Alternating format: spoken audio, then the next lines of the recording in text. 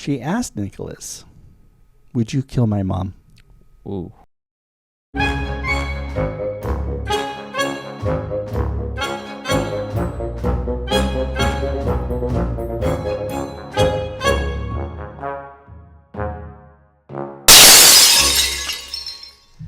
Hello and welcome back to People Often Suck podcast, where we highlight people who often suck. Not always, just often. We have some good ones too, right?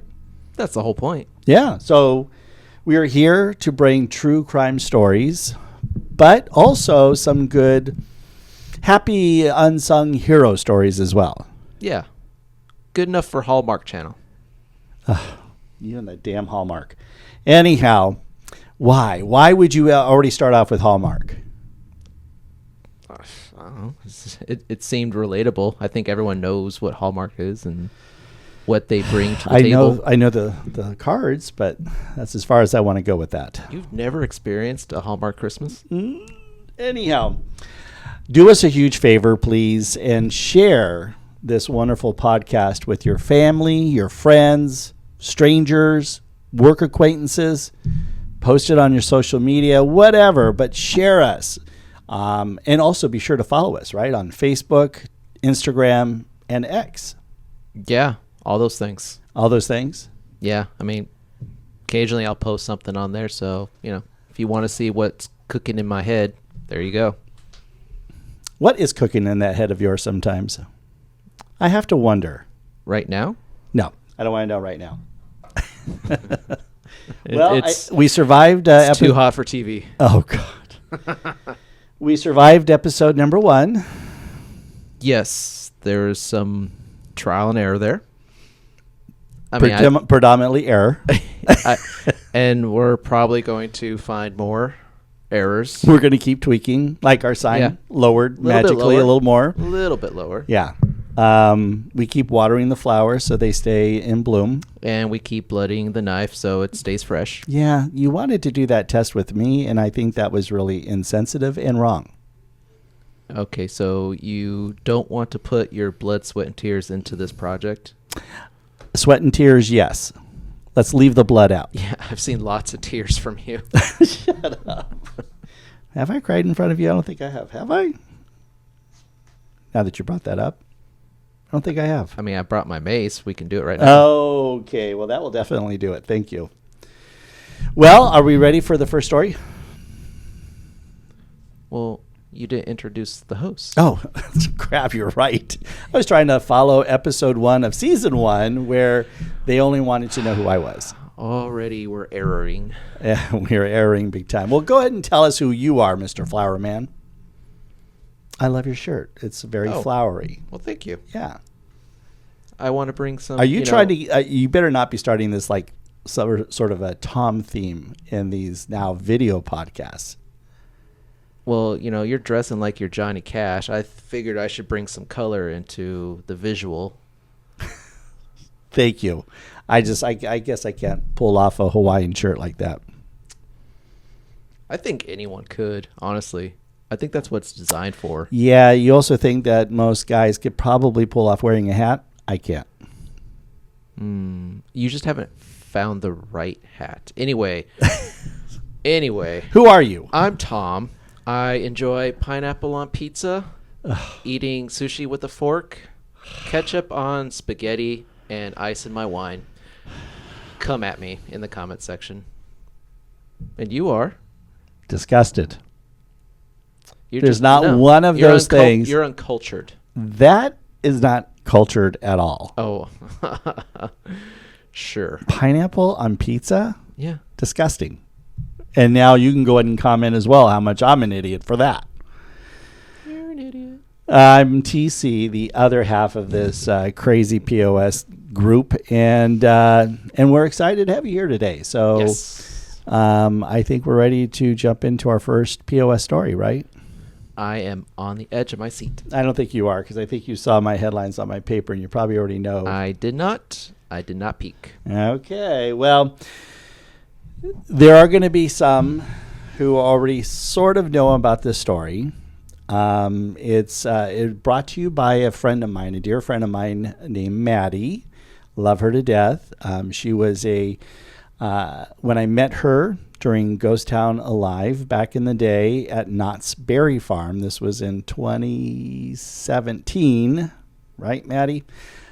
She was the innocent little school teacher there. And my friend and I tried to create a scandal between she and the bad guy that was, part of the gang. If you're not familiar with Ghost Town Live, it was a very immersive, interactive group of improv performers that took on different characters throughout Ghost Town. And they had little backstories and threads that were given to them, but it allowed for the guests to be able to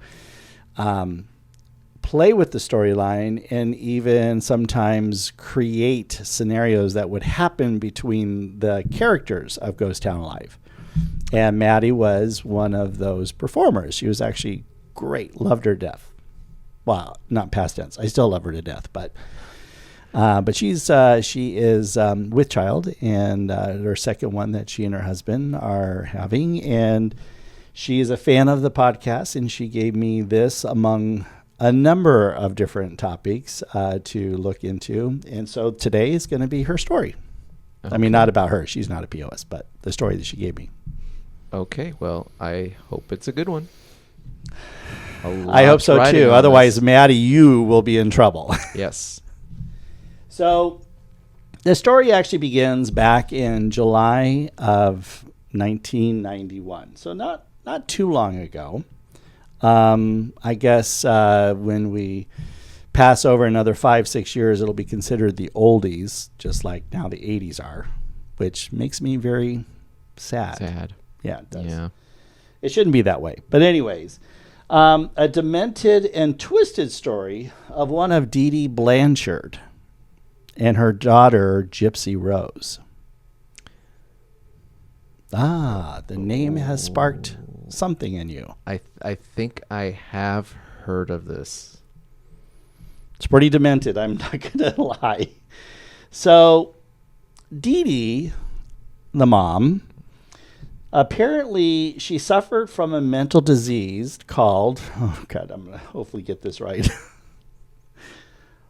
Munchausen syndrome. Have you ever heard of that? Certainly I butchered that name. It's like you want to make up a disease or infliction. Wow, I'm actually really impressed. How did you know that? I know things. I'm impressed. Well, it's also known as factitious disorder imposed on self, FDIS. Yeah, that's pretty close. Yeah, so this is a disorder, much to what you just said, that individuals basically imitate symptoms of illness in order to elicit attention, sympathy, or physical care.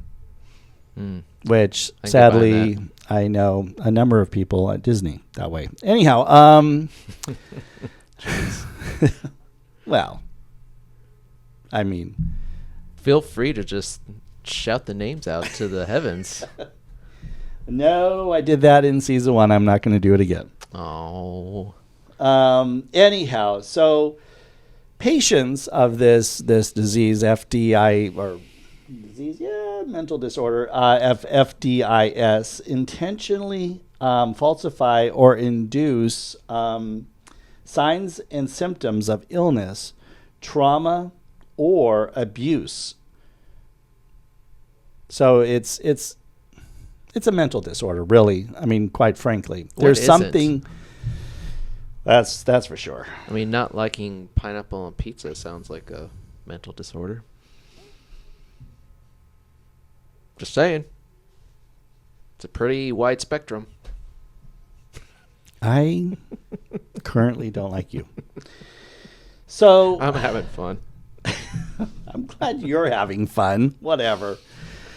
So further reading about this disorder, it is quite apparent that people who suffer from this they're subject to self-harm, where individuals will fabricate history, signs, and symptoms of illnesses. They really will actually come up with the idea that oh, I suffer from this, or I had this, or I'm currently this, or whatever. It's very much an attention grabber, if you will. It sounds a lot like the Australian chick I talked about last season, where she made up Yes. brain cancer Yeah. for attention. Wasn't she Allegedly? Allegedly, that's right. Wasn't she seeking money or something? Well, I think down the line that's ultimately what everyone wants. But I she don't. had I an want to be app. poor. Yeah, yeah. Well, nobody wants attention just for likes. No. She had an app, which would garner her money because Wow. she was pushing her sob story. Wow. Do you have a link to this app? I feel bad for her. I want to give her some money now. Well, it's actually been taken down. Ah, bummer. Yeah, I was willing know. to give her some money. It's going to help her out. You can give it to me. Do you have FDIS? Because I'm not going to say the actual name of the disorder. If it gets me money, I'll have whatever you want me to have. Well, not that shirt. Anyhow, but this story about Dee Dee that led to a pretty horrific and sad life for her daughter, Miss Gypsy Rose. So, are you familiar at all with this story? I mean, you say you heard a little bit. I think I am. If I'm not mistaken, did she kind of project illness on her daughter? Yeah. Well, she did. Yeah. So what's interesting is that this FDIS wasn't so much about Dee Dee. Mm-hmm. It's what she did to Gypsy Rose. Right, because she wanted Dee Dee. She wanted to be known as such a great mom, so strong, so brave. Look how she takes care of her daughter, who's so sick. But you could do that by just simply being a good mom. Yeah, right. Okay. Apparently, I'm not understanding this concept, but Yeah. Like it's so easy. so Dee Dee began to make claims that Gypsy Rose was suffering from, and I have to pull this up because it's a laundry list of stuff. Suffers from, let's see, a number of health issues resulting in a series of dire diagnoses and medical interventions. Yet Gypsy Rose actually wasn't unwell. That's the thing. There was nothing technically wrong with Gypsy Rose. So it first started when Gypsy Rose was 8 years old. And Dee Dee claimed her daughter had sleep apnea, in addition to suffering from leukemia and muscular dystrophy, and said that she required a wheelchair and a feeding tube. Was there ever once a doctor involved in this? Or was her diagnosis just trust me, bro? That's a really good question. You have to wonder what the hell was going on in the medical community here, because if they were involved, right? Well, I mean, possibly not. You're right. However, they had to be at a certain point, and I'll tell you why. Okay. So that was only the start. Further claims of medical issues included seizures, asthma, and hearing and visual impairment.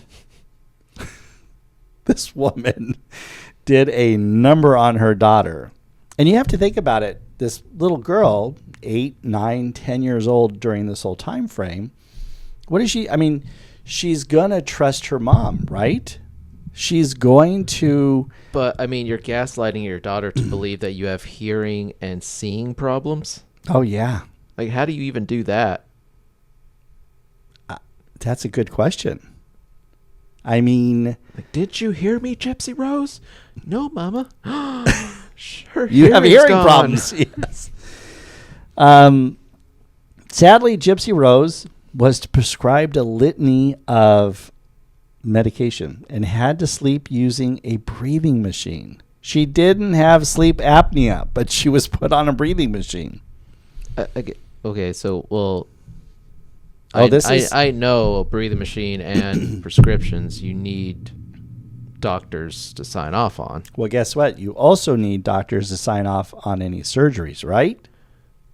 Usually, yeah. I mean, It's usually how it kind of goes hand in hand. I don't know what goes on in other countries. She was even subjected to multiple surgeries, including a procedure where they removed her salivary glands on her eyes. What? Yes. Oh my God. Dee Dee is definitely a horrible monster with this. There's no doubt about it. But where the F were the doctors? Where were the medical professionals who... This is why I have such an issue with the medical field, man. Like, we're really no better now than we were 500 years ago. Yeah. Yeah. I mean, I know we won't get into the that whole topic, but what happened here? Seriously, you have a little girl, and this obviously happened over the course of X amount of years. So at 8 it started. So she's now probably 10 or 11, maybe 12 when some of these things are happening to her. This is America, right? Yeah, this was in America. See, I would expect this in, In fact, this was some backwater country, but well, it's a backwater state, Louisiana. Oh, okay. I mean, so at one point, this is where there's some side effects that's going to happen here. Oh. At one point, Gypsy Rose's teeth rotted, likely due to her medication, her missing salivary glands, and or neglect overall. And they were pulled out. Jesus. How do you do that to your blood like that? That's your daughter. You gave birth wild. to your daughter, and starting 8 years later, you decided to start creating all of these medical issues and disorders and everything else in her that were all a lie. I'm guessing Dad was. There's no mention of Dad. That's what's interesting. When I did some research here, there was no mention of Dad. So I believe that it was a single mom situation. So the sad truth, as I mentioned earlier, is that Gypsy Rose didn't suffer from any of these elements in life. It was all just one huge lie. Dee Dee, though, at one time claimed to be a victim of Hurricane Katrina. So because of that, she was able to receive assistance in relocating from Louisiana to Missouri in 2005. Or is it Missouri? Anyways, Missouri in 2005. I mean, you choose any state to go to, and that's where you land. You go from the backwater sticks to just dry land sticks. Okay. Although I've been to Missouri, I have family that came from Missouri. It's a beautiful state. Oh, you convinced me. How dare you? I'm So just hating on everyone. Yeah, you are. So you're in a very hateful mood today. I told you I'm in a mood. Yes, you are. Rare. Don't know why I did that. Don't do that again. So in 2009, so 4 years after they moved, Gypsy Rose was now 14. And a neurologist in Missouri came to the conclusion that she was likely the victim of FDIS, the Munchausen syndrome. But here's the deal. Never reported it to authorities. Good God. There is just a list of people who suck in this story. It's not just Dee Dee. No. She's the primary, but she's the primary she had suck. help along the way. She's the mother suck. She's the mother suck, exactly. So finally in 2011, Gypsy Rose attempted, so she's 2011, she's 20 at this point, if I did my math right. Yes. She attempted to escape from her mother by running away with a man she had met at a science fiction convention. But Dee Dee quickly tracked them down via mutual friends. I thought you were going to say she had like an Apple tag installed in her leg or something. No, she did not. She used her Spock mind vision. Get it? Get it? Huh? Get it? Okay. Anyways, this is how it gets worse now that we're on video. So now we have stupid stuff. Eventually, Gypsy Rose met a gentleman by the name of Nicholas Gojon. Okay. On a Christian dating site, and told him all of the evil things that her mother did to her. So she's growing up. So she's kind of aware of what a POS her mom is. She is aware, certainly fully at this time. Yes. Okay. During the course of their short relationship, she asked Nicholas, "Would you kill my mom?" Ooh. And I'm not going to make fun of Christians because I'm a Christian. I would, say that I'm not sure what Nicholas was thinking here, but he agreed to it. Oh, that's not very Christian. Nope, it's not very Christian at all. So in June 2015, Nicholas went to the house where he stabbed Dee Dee several times while Gypsy Rose waited with her ears covered in the bathroom. How brave. Yeah. That house was just demented from the beginning. So Gypsy Rose and Nicholas returned to his home in Wisconsin, where shortly thereafter they were found by police.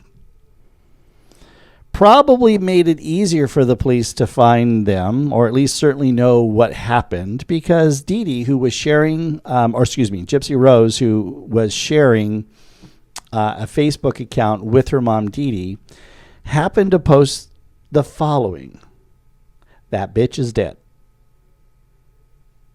Well, she don't mince words. Nope, she cuts right to the chase. So, I would say the debate by many today, because this wasn't too long ago, by the way, just the last decade. The debate by many today is Dee Dee's murder. Was it a step too far for Gypsy Rose? Was it in self-defense? Could she have simply tried to go get help? I don't know the makeup of the situation between what was happening with Dee Dee and Gypsy Rose, as far as, she tried to obviously escape one time and Dee Dee got her back. But either way, Gypsy Rose was found guilty of second-degree murder and sentenced to 10 years in prison. And she was actually released not long ago in December of 2023 and is now a mother of her own. Wait, who's the father? Didn't say. Oh. She actually ended up getting married, as the story goes. She actually ended up getting married while she was in prison. That's She is weird. no longer with that person and is now with the father of her current child. What about the... No mention of what happened to Nicholas, but I'm assuming he was found guilty and was sentenced to prison, probably for longer because he's the one who actually committed the murder. And what's interesting as I close out on this story is that she went on Dr. Phil, and Dr. Phil, of course, asked her, how she felt about what happened to her mom. And she says, and I quote, "I'm glad that I'm out of that situation, but I'm not happy she's dead." Okay. So at least she admits that in the end, probably killing was not the right answer.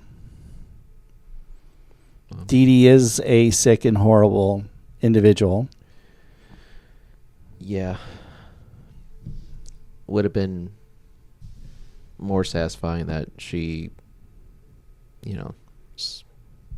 got sent to prison. Honestly. Yeah.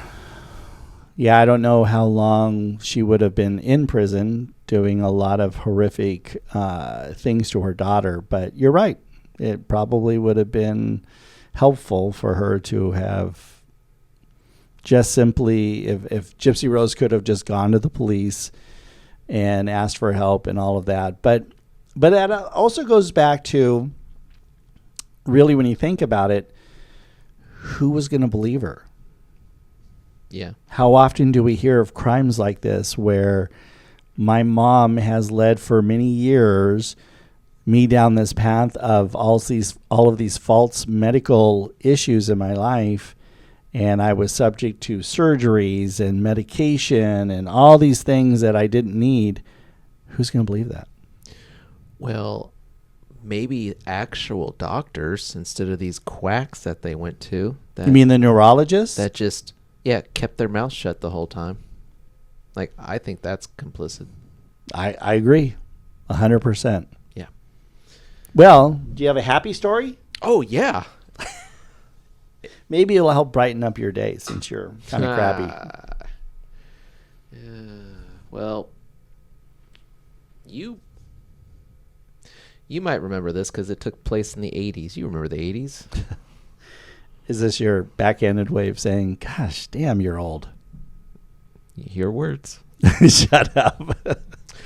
Yeah, 80s were, all about crazy clothes and hairstyles and music. Cocaine flowed like water. No, that's actually not necessarily accurate. The hair is right, but not really the rest of it. Oh, you just weren't doing the 80s right. Oh, my gosh. Yeah. So, you know what else was really prevalent in the 80s? What? The AIDS virus. Well, yes, that's when it first came out. You're right. That was a big deal back then. It was a big deal. Yeah. So, this story is about the Japanese health ministry. Oh, interesting twist. Mm-hmm. Okay. So this came up in a funny conversation with someone who actually prefers to remain anonymous because this story is not a story that Japan is neither proud of or willing to discuss. Oh, okay. Yeah. I'm now very intrigued. Go ahead. So he just would prefer to remain anonymous. The way this kind of came up Does he work at Disney? I cannot confirm. Does he work at Show Services? Anything. Okay. I am answering no questions. No worries. That's fine. So okay. We were just kind of discussing casually about how everything takes so long to build in this state. Like, why does it take decades to build a freeway, or not even a freeway, just add on a lane to a freeway, or the bullet train that goes nowhere, just costs. No, it will eventually go somewhere. Yeah. Well, we're way past budget, way past the time frame. And, we were kind of comparing Japan, like, Japan's so innovative and they're just, they're basically what the future is going to be like one day. They, they got these, there's like this one stretch of sidewalk that it's made with these little stones that when you step on them, it generates electricity. So when you have hundreds of people walking over the sidewalk, it's pretty much keeping the lights on. Okay. That's pretty cool. Yeah. And so it's like, oh man, why is it they can pull this stuff off and we can't even get a train anywhere? And he's like, well, Japan's also full of corruption. It's just different there. Their corruption is, I'll give it to, my brother's company. It'll still get done, but, nepotism. Okay. I'm like, okay, so wait. So our corruption is we go way over budget and it goes to a bunch of unions and besties and it doesn't get done, and if it is, it's way over budget, way past the initial quote time. Whereas Japan, it's like, yes, it's corrupt, but they get everything done and in a timely manner because, well, they don't want to upset the citizens. No, it's really a big deal about not pissing off the citizens. Yeah. I'm like, this is wild. He's like, oh, well, just wait till I tell you about the blood scandal in Japan. Okay. I'm like, oh, do tell. So, back in the 80s, America had a large surplus of blood that was infected with the HIV virus. You might be wondering why. Well, because back then, when you donated or sold blood, mainly sold, they didn't ask such silly questions like, have you gone to other countries? Have you shared needles? Have you had sex with strangers very recently? They don't ask because they didn't want to hurt anyone's feelings. So Well, they're very discreet of a society. right, no, that's here. Oh, that's here. Yeah. Oh, well, it's shocking. That's not Now- very discreet. Now you go try to donate blood now. Oh, they get real intimate about what you do and where you do it. All because of the AIDS epidemic in the 80s. Right. So we had all this blood, and Japan needed blood. See where I'm going with this? No, not a good place. But go ahead. So Japan needed blood. We had blood. We're like, hey, we've got blood. If you heat treat it, you can actually kill the HIV virus. So they thought. No, actually, you can. Oh, that's true? Oh, This is okay. true. Yeah, okay. However, Japan in the 80s is still kind of recovering from World War II, all the sanctions that were put on them. Sure.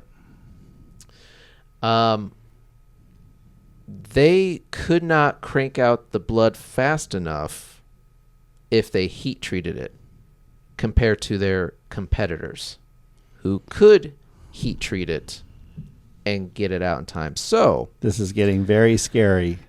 the health ministry basically convinced their citizens, hey, don't worry, you're Japanese. You can't get the AIDS virus What?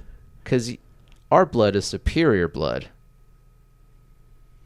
So the government Mm-hmm. lied to their people. Oh, big time. I mean, That's shocking because government lied to their government people. never Yeah. lies. Yes. well, on a little side note, he also told me that they did not surrender World War II, the Japanese. If you go to Japan, ask any random person like, hey, did you guys surrender? They'll tell you, no, we didn't surrender. This is what they're taught. They're taught that no, we just stopped fighting because we're better. We didn't surrender though. I kind of remember seeing historical footage on the aircraft carrier when their premier did the whole signing No. of surrender. No. They signed a declaration of peace. It's like, oh, we're just going to stop fighting you. Yeah. So, okay. We do actually have a couple listeners from Japan, so this is going to go over well. But anyhow. Oh, yeah. And yeah, he told me this because this is what his wife was told, who is Japanese. Okay. So that was kind of jaw-dropping information. Sure. To learn that. And so back on track here. So because of this this propaganda of don't worry, you can't get it. Between 1 and 2,000 hemophilia patients in Japan contracted the HIV virus. So, oh my gosh. yeah. So when people start popping up with AIDS, well, the only logical solution was to just double down on your propaganda and be like, well, it's probably the Koreans' fault. Oh my gosh. So now they're blaming the Koreans. Yeah, those dirty Koreans. North or south? Their words. What's the 80s? Probably the South, because there was immigration from Korea to Japan. Wow. And so they just kind of blamed any immigrants, really, but Koreans especially. Wow. I that is just amazing that they would do that. Okay. Yeah. This is very tough for you, isn't it? It kind of is. It was just I'm just listening to this story just aghast. Like, So I'm assuming that where this story is going, that So lots that of there people isn't died. one individual that's a POS here, but probably more or less the government of Japan. no, well, it's really like the health ministry of Japan. So Got it's it. like I don't want to say it. More like it's kind of like the CDC. So like if the CDC came out and said, "Hey, don't worry, you can't get sick because your race." It's amazing. Yeah. So obviously people weren't a little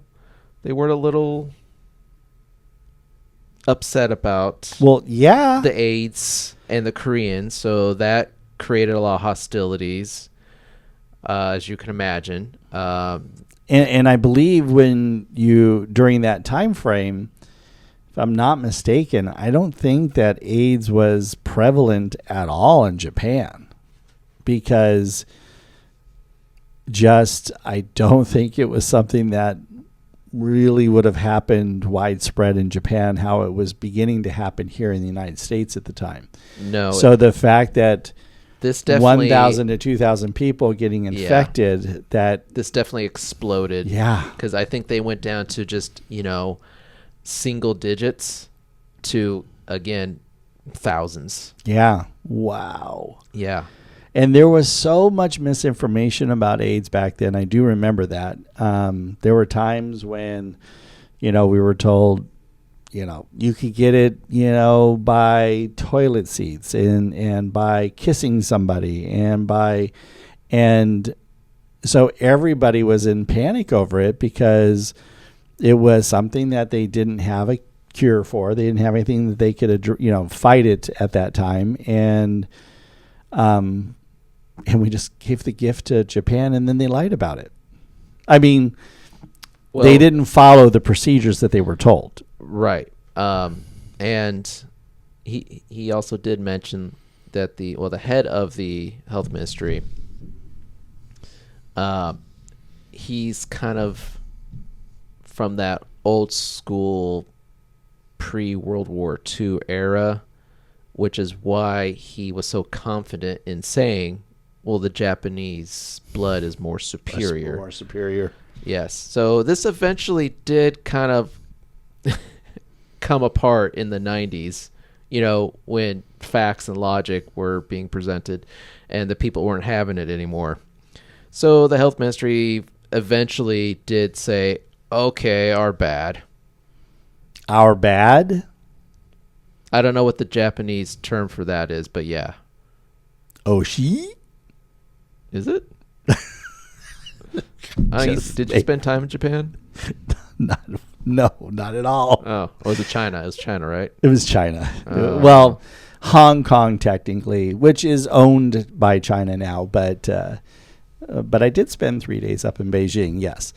But I do know that the Japanese loyalty, if you break that trust, whether it's from a company over there, the government, you don't break their trust. Let me just say that. Well, so I asked him, like, okay, so they admitted fault. Did anyone go to jail? It's like, oh yeah, for like 2 years. Dude, thousands died. He's like, yeah, But the powerful but nothing else protect happened. themselves. Oh well, they eventually did and there is video footage of this. They did apologize publicly, and they bowed as low as you can possibly go, which is Don't say it. a big How deal. low? Like head to the ground low. Because it's shame. Yeah. So it's like, and I'm like, okay, so they bowed, and everyone just like, okay, we're good. And he's like, no, not at all. No, people died. I'm like, dude, are you kidding me? And you blamed a whole other society of people who, if Koreans living in Japan, were probably getting frowned upon, were getting discriminated against, and all of that didn't help at all. No, it did not. And they were innocent. Yes, completely, wholly. Yeah. Wow. So I know it's easy to look back on this now and be like, oh my gosh, so stupid back then. Like, I don't think we're any better now. Honestly, I think people are still stupid now about things. And government generally is not a whole lot better anywhere. No. So they're still lying to people. Yes. Wow. I just, that is absolutely mind-blowing that they would. But this is also the 80s, so it's like you could easily get away with literally anything because...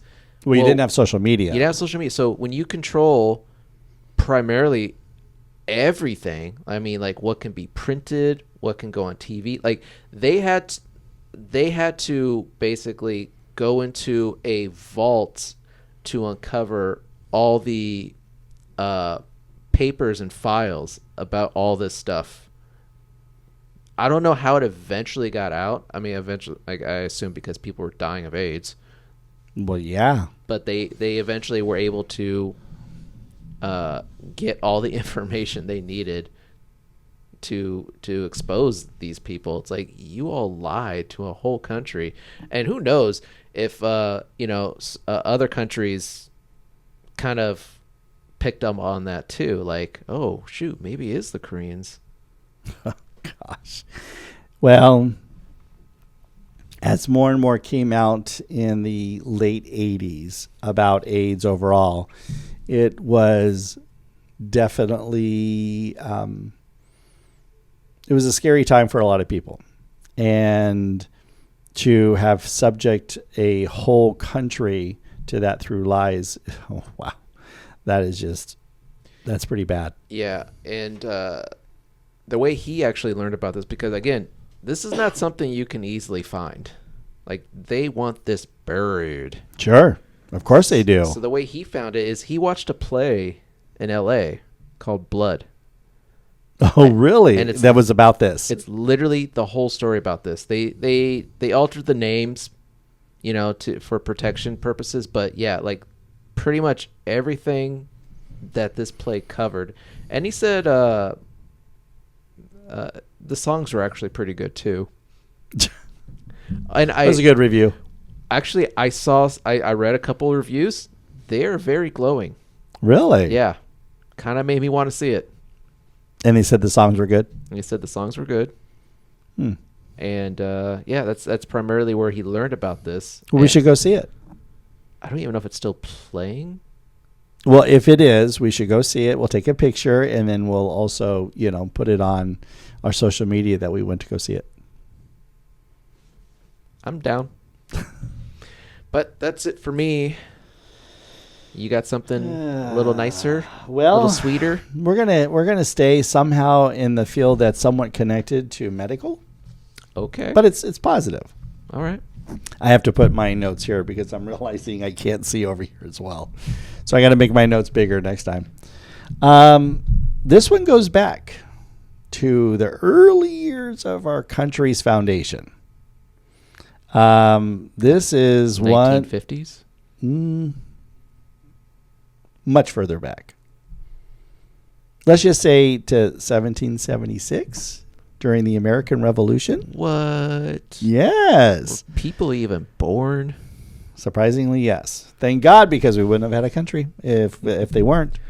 America. America. Have you ever heard of Margaret Corbin? Oh, God, yes. You have. I got Tell a me all about it. I got a poster of her on my wall. Do you really? Yeah, don't you? In the same fashion as Farrah Fawcett when Is she there did her bathing suit Is there poster? another version I'm not aware of? Farrah Fawcett and Margaret Corbin, I would not put them in the same camp because one was truly... You're also not cultured. Oh, wow. That's right. Because I am smart enough to realize that pineapple on pizza sucks. Anyhow, so she, Miss Margaret, demonstrated a tremendous amount of bravery and selflessness as a nurse on the battlefield. You know, back then, battles were gruesome. I mean, not that any battle is rosy and wonderful, but... They're not tickle fights like they are today. No, they're not tickle fights. They're not capture the flag or, you know... I love that game. I do love that game as well.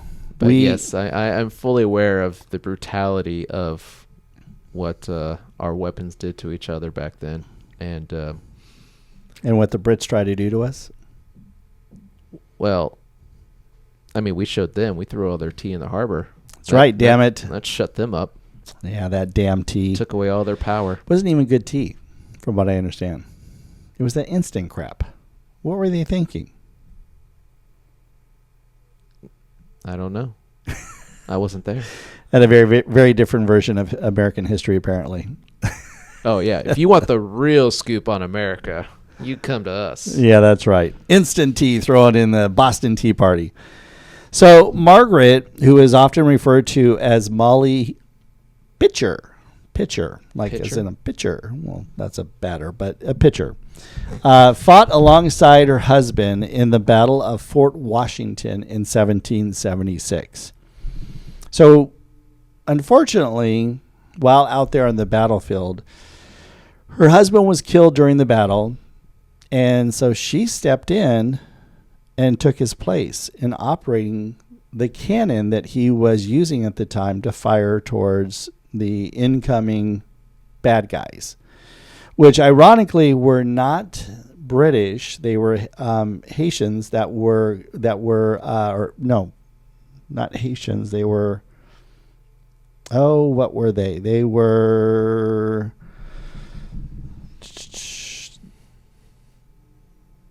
I'll get to that in a moment. Anyhow, and so in spite of suffering multiple injuries during the battle, so she took over for her husband, who died, by the way. Right. So I just, gosh, when you think about it, if you're her, I just lost my husband. And I'm going to keep fighting. Oh, and I'm still getting injured. But I'm going to keep fighting. This woman was... Badass? Yes, she was badass for sure. But she, in spite of her injuries, she continued to fight and refused to leave her position until the battle concluded. Nice. She's probably stronger than a lot of guys today. Yeah. So,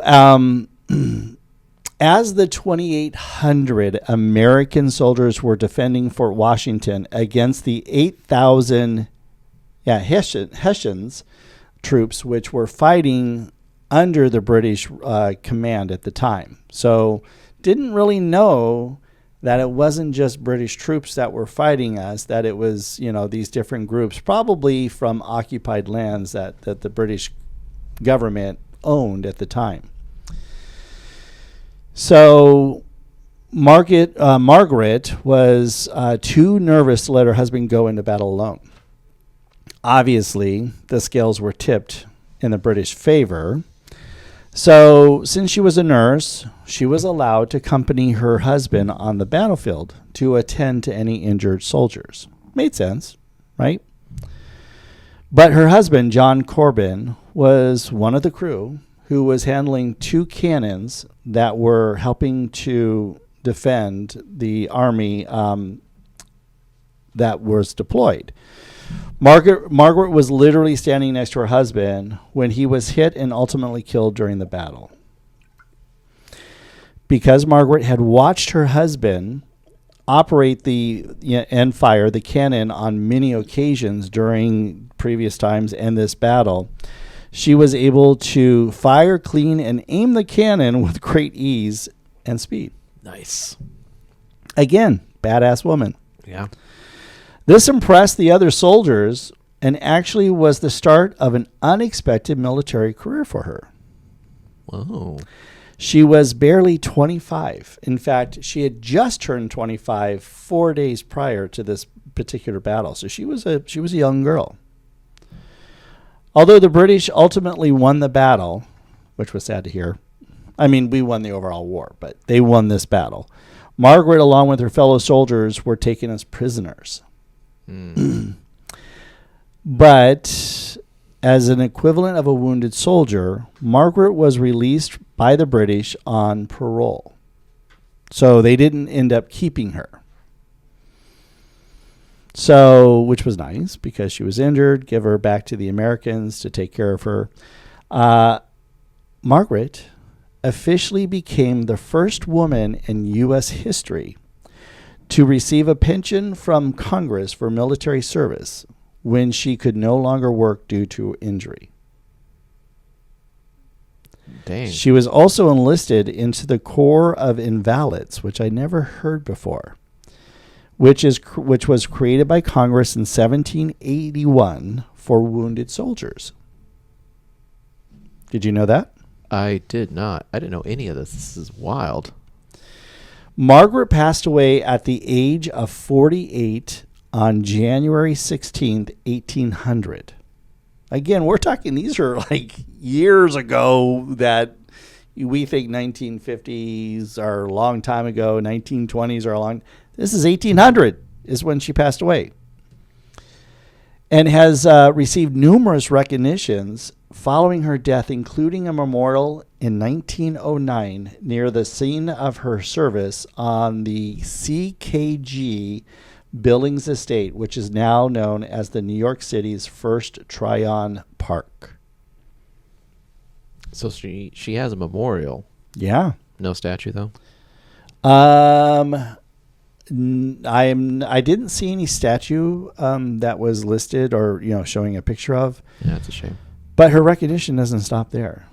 In 1982, the Chamber of Commerce of Washington Heights placed a plaque honoring Margaret. The plaque is located on the eastern of the two stone plinths, which mark the start of Margaret Corbin Drive.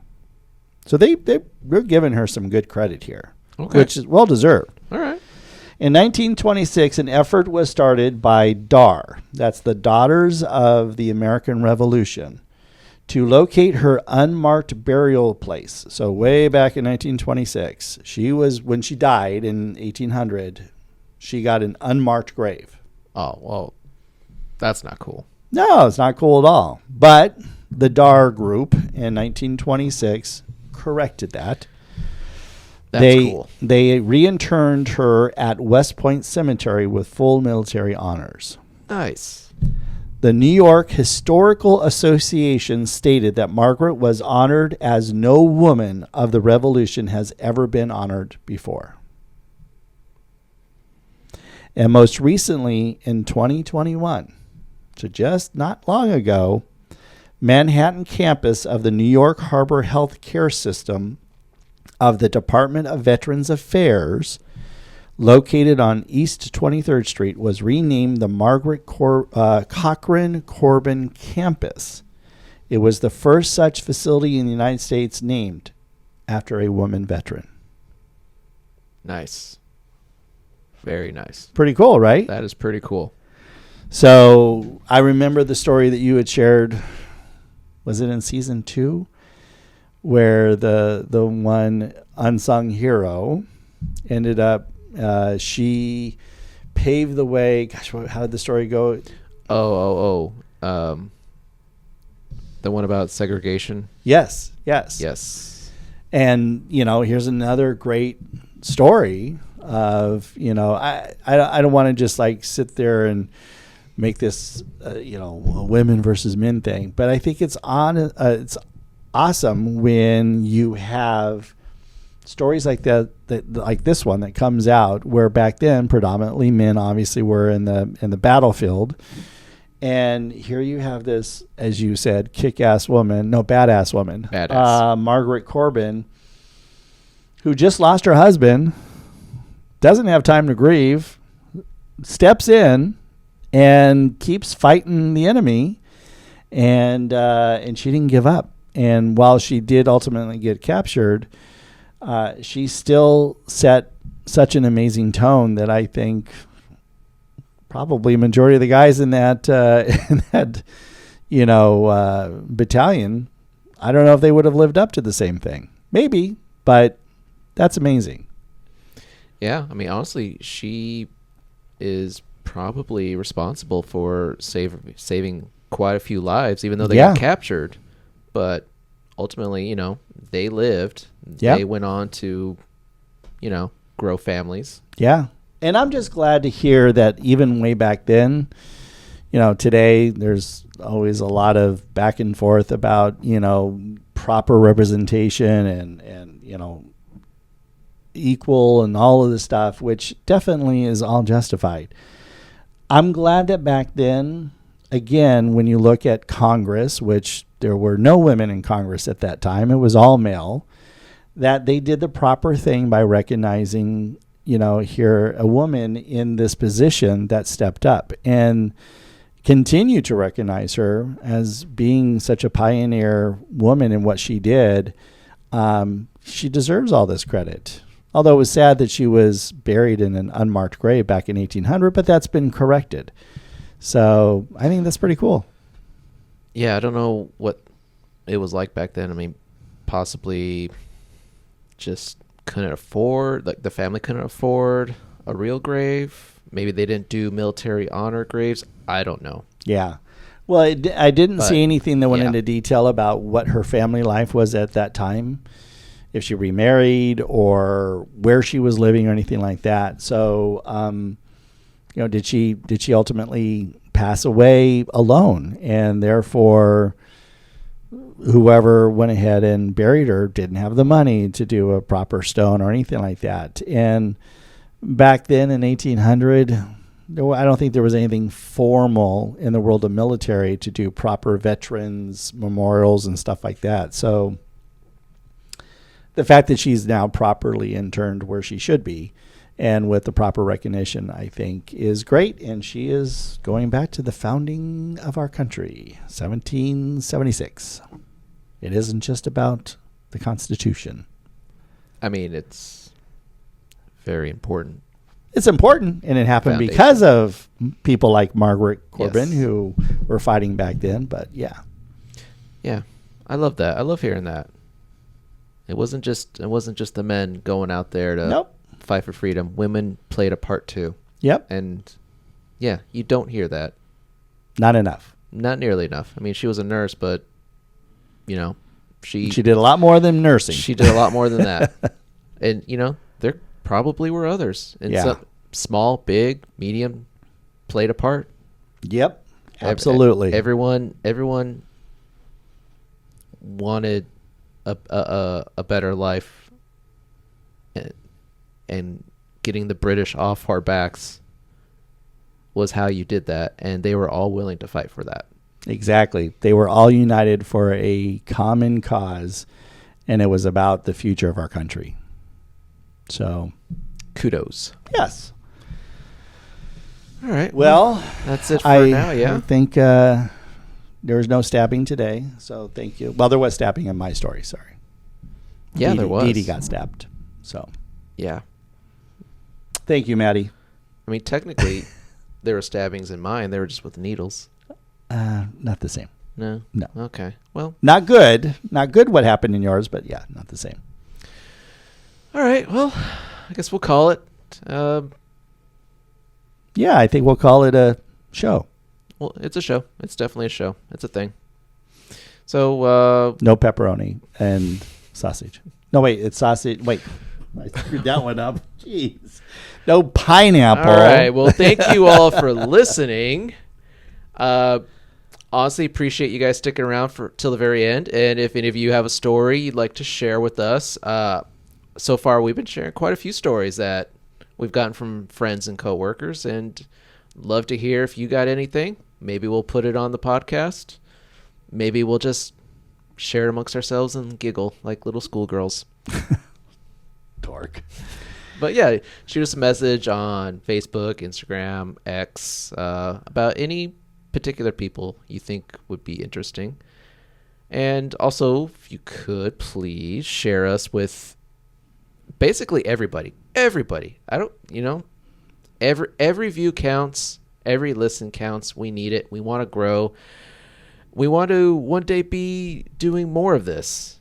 More episodes per week, right? Yeah. I don't think there's ever going to be a lack of POSs out there to talk about.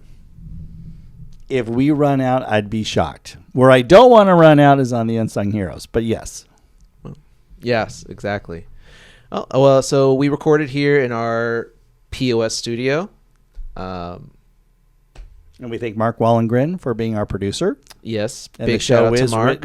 Written and hosted by Tom and Mr. Pineapple, TC. Oh, so you're coming around to that. I'll try it one more time. Okay. All right. Well, so until then, just be good humans for F's sake. See ya.